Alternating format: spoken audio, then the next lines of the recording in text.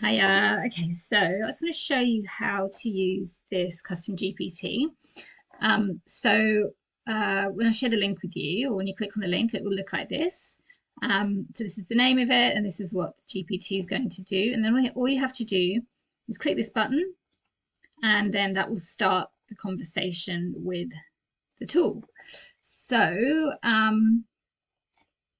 the first thing it's going to do is ask your name. So if you give it its name, and then what it will do is say, let's dive into the details of your masterclass so I can craft the perfect opt-in. So you just need to answer these 4 questions. And so you can see here that you don't have to go into loads of detail. I just gave the name, a high-level overview of the transformation, date and time. Just make sure you include your time zone. And if you're including a bonus for showing up live. Then what it does is it says this. I'm going to use that information to write your webinar opt-in page, and it gives you a link to a Google document, which is where you can then copy and paste it. So you've got the framework there to fill out and save down, so you don't have to keep coming, so you don't lose it. Also, this is how, when it writes it, it's going to follow this framework as well. So it should be fairly straightforward.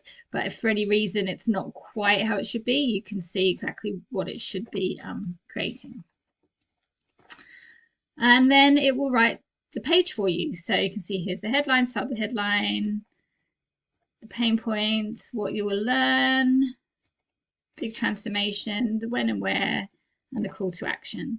And so that, like I said, will map onto this. And then it will ask you if you would you like more headline and subheadline examples, or are you happy with this approach?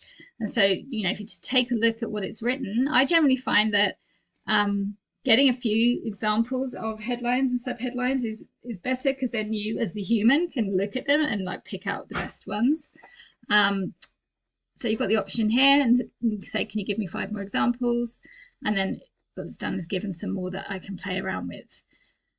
And obviously you can continue if you want it to do some more of these. You can ask it to give me some more examples of transformations, give me some more examples of pain points. You can play around with it, but when you're done you can just say no thanks, that's good, and it will finish up the chat.